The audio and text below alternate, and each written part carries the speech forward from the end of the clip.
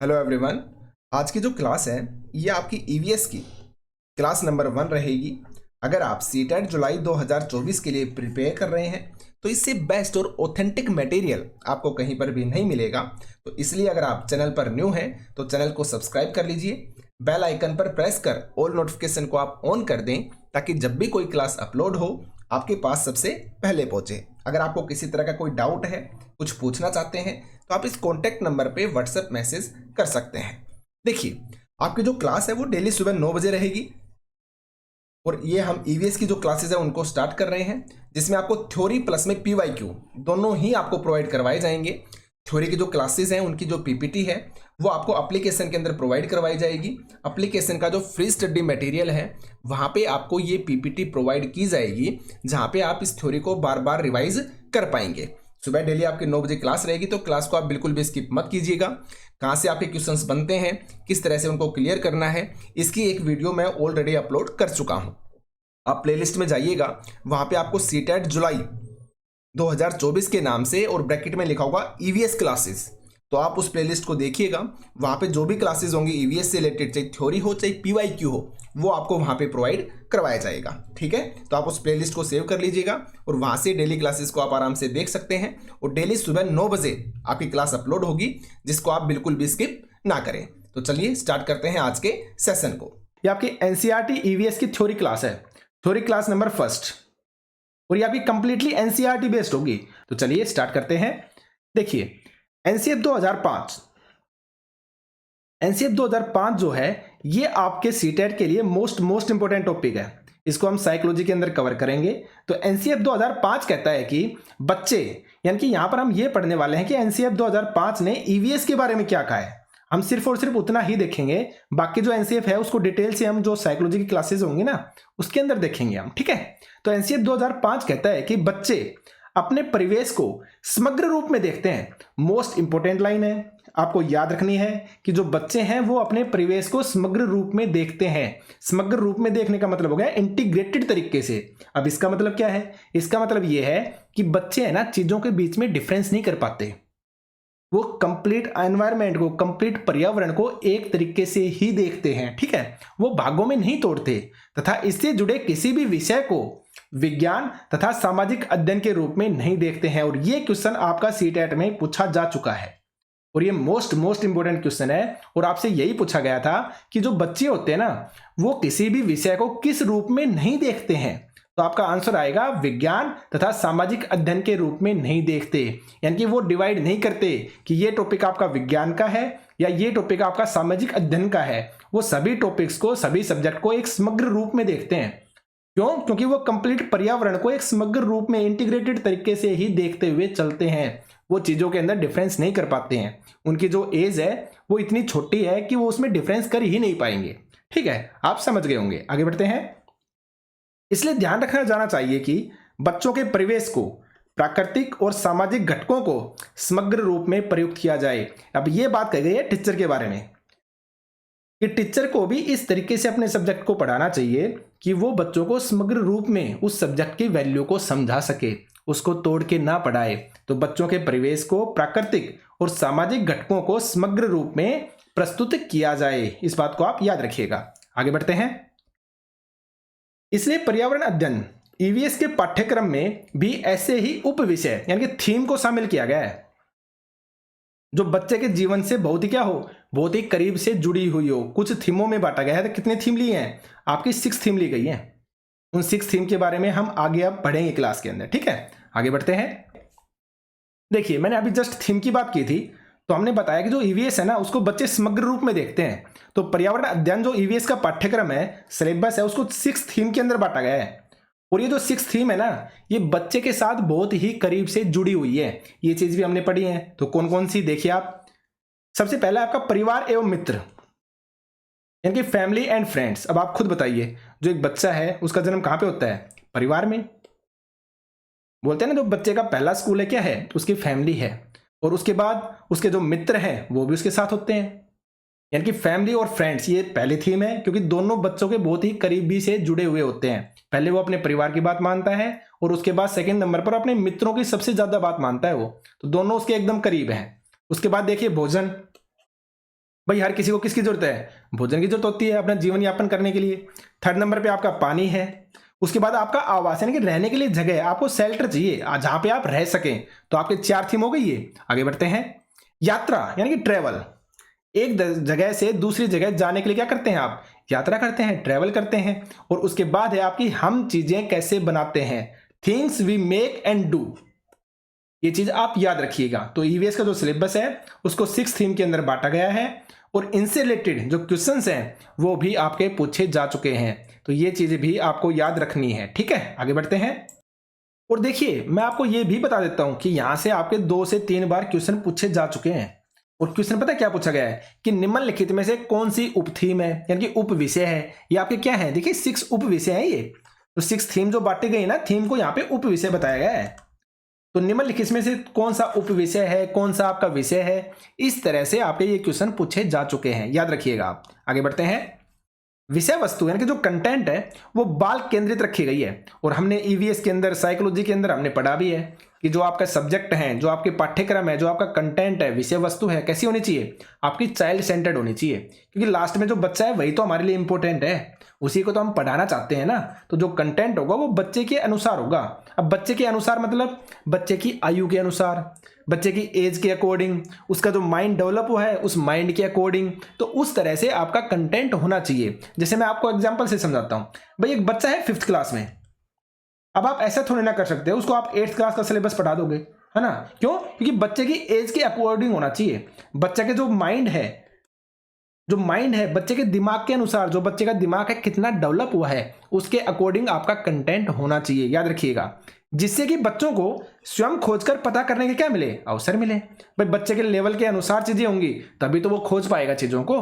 तो जिससे कि बच्चों को स्वयं खोजकर पता करने का अवसर मिले, याद रखिएगा आप। आगे बढ़ते हैं। बच्चों में रटने यानी कि रोट लर्निंग की जो प्रवृत्ति है ना वो कम होनी चाहिए। इसलिए परिभाषा, वर्णन, अमूर्त प्रत्यय आदि को स्थान नहीं दिया गया है। अब देखिए रोट लर्निंग के बारे में हमेशा बोला गया है, साइकोलॉजी के अंदर भी, आपके एनसीएफ के द्वारा भी, और आपकी जो न्यू एजुकेशन पॉलिसी है ना, हर जगह इस बात के बारे में चर्चा की गई है कि हमें रोट लर्निंग को बिल्कुल ही खत्म करना है, कम से कम करना है। और इसके लिए भाई परिभाषा है, जैसे मैंने आपको बोला संज्ञा किसे कहते हैं, तो आपको हर किसी को संज्ञा की परिभाषा याद होगी, लेकिन आप एक्चुअल में संज्ञा का मतलब समझते नहीं होंगे।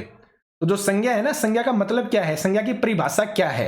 तो इसलिए बोला जाता है कि आप चीजों को रटे नहीं, आप बच्चों को आराम से समझ के समझाएं। अब देखिए रटने का मतलब क्या हो गया, मैं आपको एकदम डिटेल से बता रहा हूं। अब परिभाषा है, एक तो मैं आपको इस तरीके से बताऊं कि मैंने बोर्ड है ये, अब बोर्ड के ऊपर मैंने नाम लिख दिए, अमित, सुमित या कोई भी नाम लिख दिया, और मैंने पहले ये सारे नाम लिखे और नाम लिखने के बाद मैंने आपको बताया ये सब क्या है, आपकी संज्ञा है।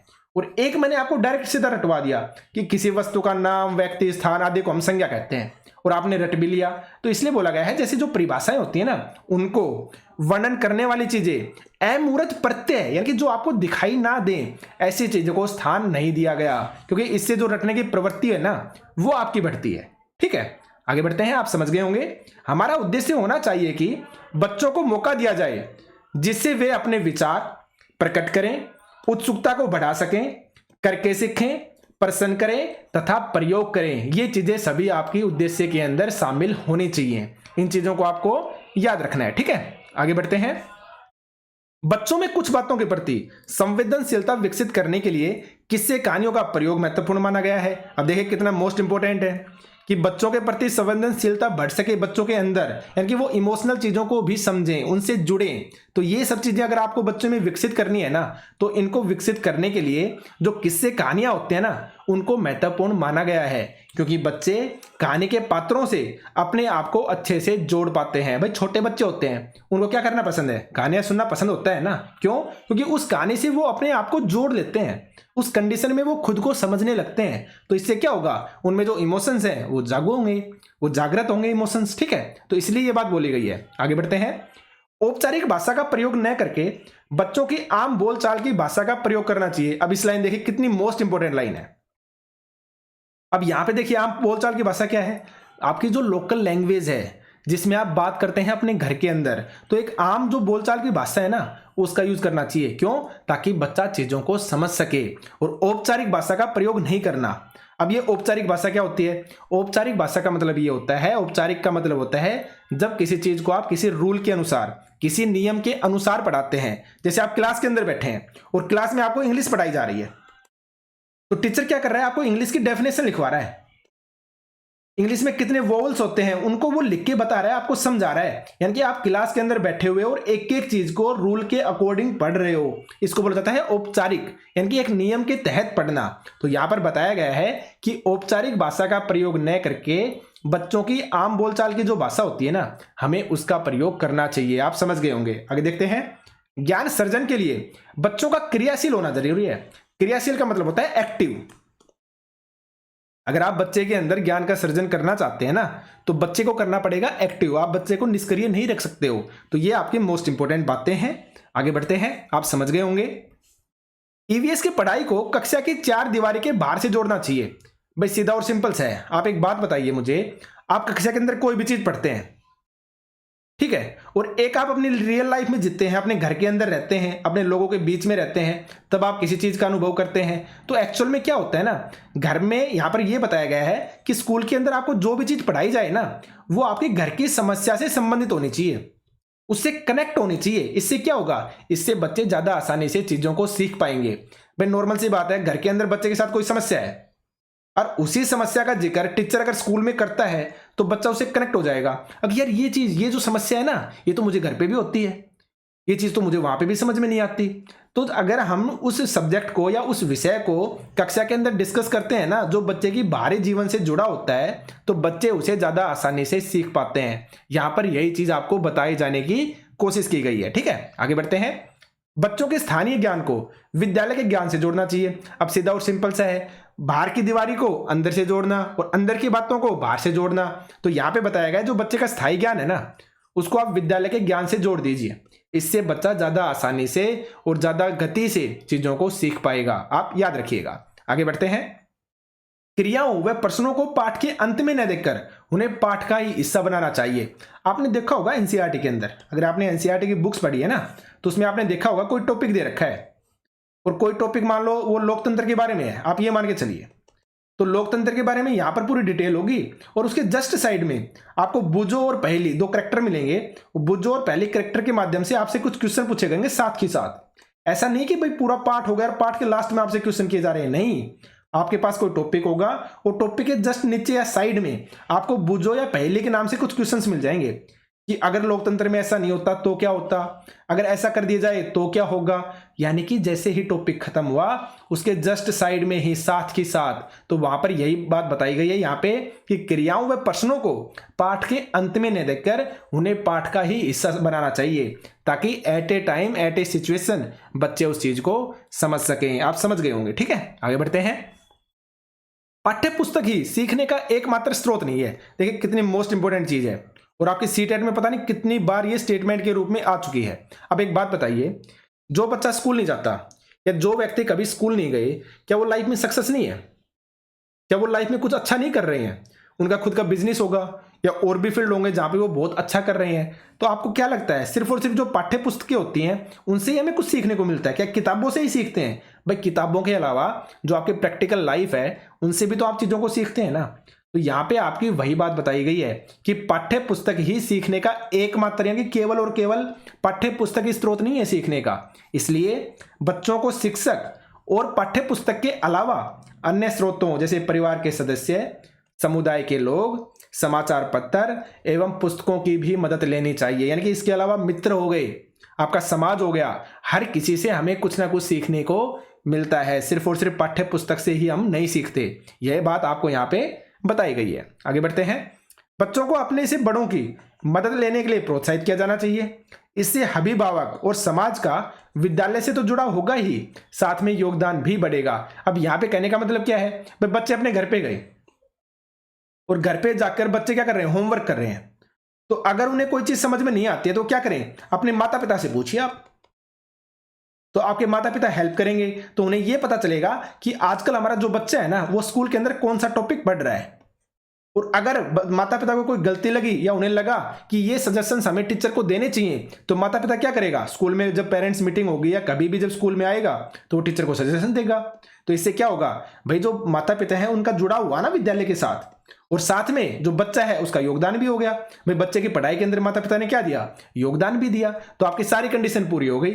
तो इसलिए बोला गया है बच्चों को अपने बड़ों से मदद लेने के लिए प्रोत्साहित किया जाना चाहिए। इससे क्या होगा, अभिभावक और समाज का विद्यालय से तो जुड़ाव होगा ही, साथ में उनका योगदान भी बढ़ेगा। आप याद रखिएगा, ठीक है। आगे बढ़ते हैं।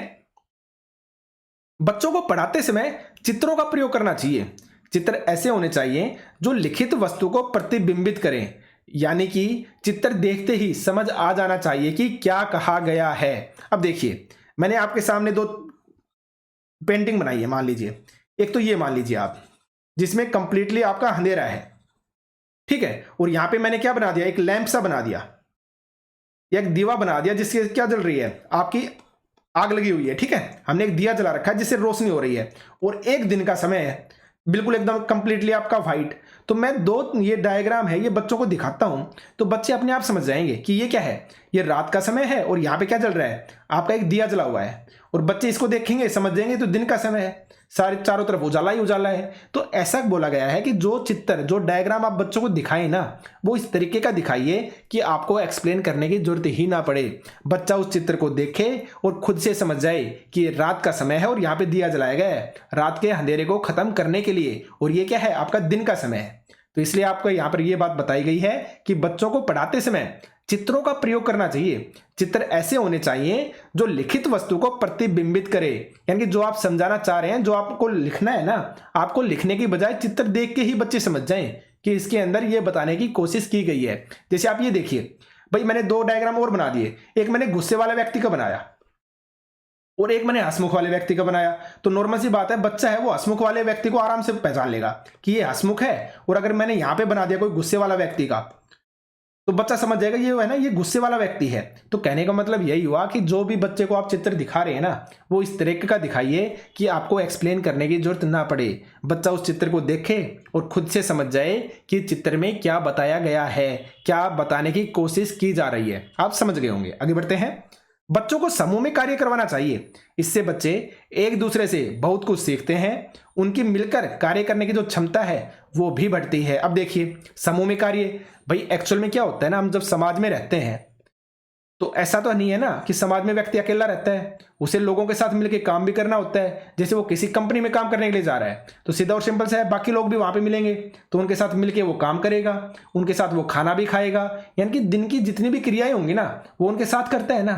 तो ये चीज बच्चों को स्टार्टिंग से आदत डालनी चाहिए कि बच्चों को समूह में कार्य करवाना चाहिए। इससे क्या होगा, इससे बच्चे बहुत से एक दूसरे से बहुत कुछ सीखते हैं, उनकी मिलकर काम करने की जो क्षमता है ना वो बढ़ती है, जो उनकी आगे की लाइफ में जब वो समाज में रहेंगे तब उनके काम आएगी। आप इस बात को याद रखिएगा। आगे बढ़ते हैं। जब बच्चे कुछ रचनात्मक कार्य करते हैं ना, तो उनकी रचनात्मकता को नकारा न जाए। अब देखिए कितनी इंपॉर्टेंट लाइन है। आपने कई बार छोटे बच्चों को देखा होगा कि वो काफी बार क्या करते हैं ना, जैसे उनके शूज हैं, उनके जूते हैं, तो काफी बार आपने देखा होगा कि जो छोटे बच्चे हैं उनको खुद से बांधने का प्रयास करते हैं, यानी कि कुछ ना कुछ वो नया कर रहे हैं। आप इस ऐसे एक एग्जांपल और लीजिए। आप भाई जो छोटा बच्चा है, मैं इसको रब कर देता हूं ताकि आपको मैं समझा सकूं। आप ऐसे समझिए कि एक छोटा बच्चा है और उसने क्या बनाई, आपके सामने एक पेंटिंग बना दी कि ये मेरा घर है, यहाँ पे ये दरवाजा है, यहाँ पे खिड़कियां हैं, यहाँ पे हम रह रहे हैं। तो बच्चा कुछ ना कुछ नया क्रिएट कर रहा है ना, कुछ ना कुछ रचनात्मक कर रहा है ना कुछ क्रिएटिव कर रहा है ना।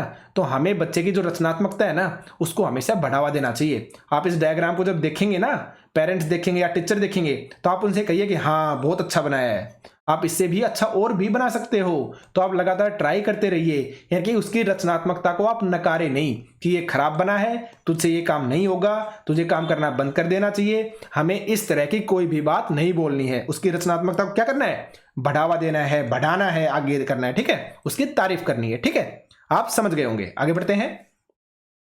हमें हर बच्चे में यह समझ विकसित करनी है कि समाज में भिन्नताएं होना स्वाभाविक है, जैसे शारीरिक भिन्नता, आर्थिक स्थिति, व्यवहार में भिन्नता, रहन सहन, पहनावा आदि। हमें इनका सम्मान और प्रशंसा करनी चाहिए। यानी कि कहने का मतलब क्या हो गया, भाई आपका बच्चा स्कूल में जाता है और आपके पास पैसे बहुत ज्यादा हैं कि आप अमीर हैं, ठीक है। अब बच्चा स्कूल में गया, अब बच्चा स्कूल में जाने के बाद उसने किसी गरीब बच्चे को देखा, अब वो कैसे पता लगाएगा भाई ये अमीर वाला बच्चा है, ये मान लो साइकिल से आता है, और ये गरीब वाला बच्चा है ना, ये एकदम नॉर्मल सी बात है, या तो पैदल आ रहा है या फिर आप ये मानिए ये साइकिल से आता है, और ये अमीर वाला बच्चा आपकी गाड़ी से आता है। तो अमीर वाले बच्चे को ये बात समझ में आनी चाहिए कि समाज में भिन्नताएं हैं, कोई अमीर है तो कोई गरीब है, यानी कि आर्थिक स्थिति के अनुसार, कोई गुस्सेल है तो कोई नरम स्वभाव का है। तो ये सब क्या है, ये समाज के अंदर भिन्नताएं हैं, और बच्चे को ये बात समझ में आनी चाहिए कि हमें हर एक भिन्नता का क्या करना है, सम्मान करना है, उसकी प्रशंसा करनी है। यानी कि कभी भी आप गरीब वाले को ये जाकर मत कहिए कि तू तो गरीब है, आप तो साइकिल से आते हो, ठीक है। आपको इस तरह की कोई भी बात नहीं बोलनी है। हमें बच्चे को जो सिचुएशंस होती हैं उनकी तरह जीना या सम्मान करना या उनकी प्रशंसा करना सिखाना होगा। आप समझ गए होंगे। आगे बढ़ते हैं। विशेष समूह या आवश्यकता वाले बच्चे को अध्यापक को बड़ी संवेदनशीलता के साथ संभालना है। भाई काफी बच्चे हैं जो आपकी क्लास में ऐसे भी होंगे जो दिव्यांग है ना, जो बिना पेरेंट्स के हैं, यानी कि जिनके माँ और पिता हैं वो दोनों ही नहीं है। तो जो टीचर है ना, उसको क्या करना है, ऐसे बच्चों को बहुत ही संवेदनशीलता के साथ संभालना है, ठीक है। इस बात को आप याद रखिएगा। आगे बढ़ते हैं। अध्यापक को भी अपना ज्ञान सृजित करने रहना चाहिए, अपने अनुभवों को बढ़ाते रहना चाहिए ताकि बच्चों को अच्छे से सिखा सके। अब इसका मतलब क्या हुआ भाई, कहने का मतलब ये है जो अध्यापक है ना, उसको भी हमेशा अपडेटेड होना चाहिए, लगातार कुछ ना कुछ नया सीखता रहना चाहिए ताकि वो बच्चे को भी अच्छे से सिखा सके, ठीक है। ये बात याद रखिएगा। आगे बढ़ते हैं। एनसीएफ 2005 के अनुसार कक्षा 1 व 2 में पर्यावरण अध्ययन एक विषय के रूप में नहीं है, परंतु इसे जोड़कर पढ़ाया गया है। किससे? गणित व भाषा के माध्यम से। देखिए कितना मोस्ट इंपोर्टेंट क्वेश्चन है। जिस तरह से वहां पे क्या नहीं बताया था, आपका विज्ञान और सामाजिक अध्ययन का से जुड़ा हुआ नहीं है, वहां पे नहीं है बताया था, लेकिन यहां पे बताया है कि एनसीएफ 2005 के अनुसार कक्षा 1 व 2 में पर्यावरण अध्ययन एक विषय के रूप में नहीं है, इसे जोड़कर पढ़ाया गया है। किससे? गणित व भाषा के माध्यम से। आप अपनी एनसीईआरटी की बुक उठाना, जब आप अपनी एनसीईआरटी की बुक के अंदर देखेंगे ना, तो आपको पता चलेगा कि जो फर्स्ट और जो सेकंड क्लास है ना, इसके अंदर ईवीएस नाम का सब्जेक्ट है ही नहीं आपका, ठीक है, सब्जेक्ट ही नहीं है। और उसके बाद जब थर्ड क्लास है ना, थर्ड क्लास से आपकी ईवीएस स्टार्ट होती है। तो फर्स्ट और सेकंड क्लास में ईवीएस नहीं है, इसका मतलब यहां पे इन्होंने ये बताया है कि इसका मतलब ये नहीं है कि ये सब्जेक्ट हमने जोड़ ही नहीं रखा, इस सब्जेक्ट को हमने जोड़ रखा है, लेकिन किसके माध्यम से? हमने गणित में और भाषा में, इन दोनों सब्जेक्टों के अंदर ही ईवीएस को शामिल कर दिया। तो यही चीज आपकी यहां पे बताई गई है कि एनसीएफ 2005 के अनुसार कक्षा 1 व 2 में पर्यावरण अध्ययन एक विषय के रूप में नहीं है, परंतु इसे जोड़कर पढ़ाया गया है। किससे? गणित व भाषा के माध्यम से। ये बात आप याद रखिएगा। आगे बढ़ते हैं।